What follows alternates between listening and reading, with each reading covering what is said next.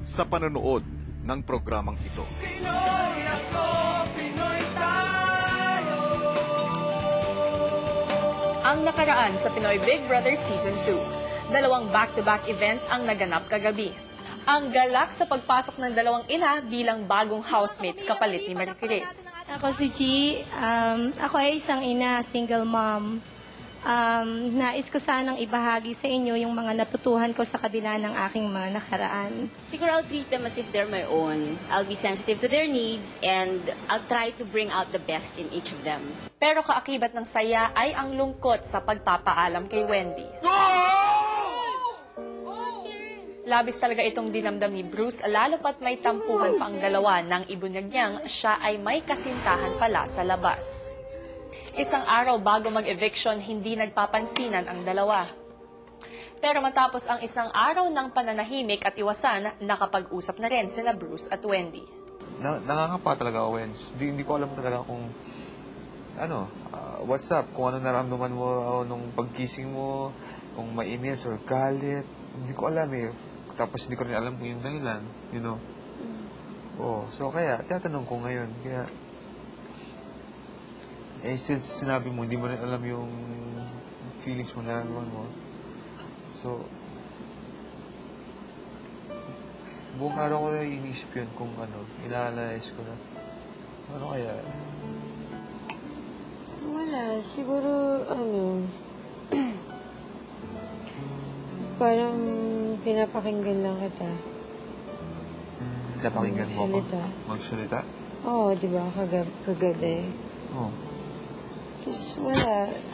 Ikaw naman yung nagsasalita. I mean, Yeah, pero gusto ko makuha lahat ng point mo, lahat ng... Oo.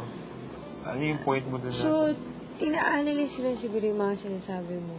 Sige. Siguro, syempre meron din ako, mag-iisip din ako for myself. Yeah, yun yung gusto kong malaman. Kaya gusto Kasi, ko siya. naalala mo nung sinabi ko sa'yo na, almost 4 months na kami bago inamin namin sa akin ng boyfriend na nakasal siya. Oo. Alam mo yung feeling na parang sobrang betrayed. Narinig mo yun, di ba? Kinuwento ko sa'yo. Oo. So, alam mo. So, parang, alam mo yung nafe-feel ko habang kinukwento ko sa'yo yun. Oo. Na parang na-betray ako, ganun. So, parang ang dating kasi sa akin, sabihin mo rin pala, bakit kahapon lang, alam mo yun? Don't you think you're too unfair? Yes, I am. Yung the only reason kaya hindi ko talaga sinasabi sa iyo is, yun yan. Sobrang malaki yung magiging epekto sa buhay nung taong yun. Yun lang talaga eh.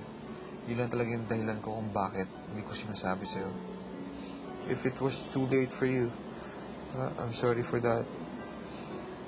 Honestly, ikaw, parang deep inside, parang, what do you think that we have? Hindi ko ma-explain eh. Ikaw? So, inisip ko rin talaga. I know na may boyfriend ka. And inisip ko na, pero deep inside din, alam ko na I'm attached din, pero without you guys knowing, especially you, kids, am I crossing the line? Siguro ako din, baka fault ko din. No, wala ka rin kasalanan, Wen. Matapos makipag-usap, tinawag ni Kuya si Bruce at isang hindi inaasahang bagay ang kanyang natanggap. Isang liham mula sa kanyang girlfriend. Basahin mo ng malakas. Oh. And I would like to say I'm sorry. I feel like I tortured you for keeping our relationship a secret. We have similar situation, Han. I am in this small island with a big secret I have to keep to myself. It is just so hard not to unload my feelings and talk about someone I miss so much. I am proud of you for keeping our secret at least halfway the duration of the show, and I am thankful for that. Thanks, Lovey. Like what they say, the truth shall prevail, and it always does. About our relationship, hon, I'll hang on to our promises. I'll wait for your explanations. Bruce, show me a sign that you're giving up our fight. I hope you don't forget how much we value each other and how we go to live a meaningful life. I am ending this letter with a smile in my face because I have your optimism in my heart. I have faith and I strongly believe in you. Love you. Kuya, hindi ko alam mararamdaman ko eh. Hindi ko alam din sasabihin ko. Hindi ko alam yung iisipin ko. Hindi ko alam kung deserving ba ako dyan doon sa binibigay ni Kuya. Kasi narealize ko po na talagang sobrang unfair ako. And hindi ko talaga alam kung paano ko explain kay Wendy. Hindi ko alam Kuya kung saan ako magsisimula. Hindi ko alam kung anong kailangan kong ayusin, kung anong kailangan kong unahin. Pagdating sa love issues, Kuya, ganito talaga ako eh. Sagutin mo ako ng oo o hindi. Nagkaroon ka ba ng pagtingin kay Bruce? Opo. Naminahal mo si Bruce? Sige po. Okay. Oo o hindi. Oo po. Kung bibigyan ka ng pagkakataon, kunyari, Wendy, ngayon, at makakausap mo ang iyong boyfriend, anong sasabihin mo sa kanya? Ilang beses kong sinabi kung ano yung hiningi ko sa'yo, like time, like yung ako yung maging priority. Pero hindi ko na-feel yung kahit 1/4, 1/8 ng binibigay ko sa'yo, na pagpa-priority ko sa'yo. And you know that I tried. Sobra. Alam mo yun, sa lahat ng pride ko na kinain ko, sa lahat ng tinanggap ko, sa lahat ng mga pagmamakaawa mo na tinanggap ko, alam mo na sobrang tinry ko ayusin.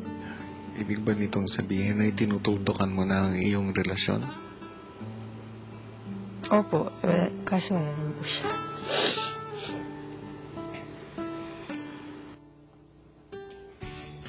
Magandang gabi mga kapamilya. Tunay nga na mas malalim na sa pagkakaibigan ng nararamdaman nitong sina Bruce at Wendy para sa isa't isa. Pero ang anumang relasyon na mabubuo pa lang sana ay naputol pansamantala dahil kagabi nga ay si Wendy na ang lumabas sa bahay ni Kuya. Maya-maya ay makita nyo ang mga emosyonal na kaganapan sa kanyang pag-alis. Samantala bukod dyan, malalaman din naman natin kung ano ang naging unang gabi ng ating mga bagong housemates na sina G at Yen. Marami talagang kaabang-abang ngayong gabi, lalong-lalo na ang listahan ng mga nominado because tonight is the 5th nomination night. Kaninang hapon ay isa-isa namang nag-nominate ang ating mga housemates at narito ang patikim sa nangyaring botohang kaninang hapon. I think sa aming lahat, siya na yung ready lumabas. Maayos niya na po yung dapat ayusin. Baka maging alof na naman siya. Hindi ko pa talaga pinagkakatiwalaan yung actions niya. Sa iyong mga housemates, Wendy. Ate,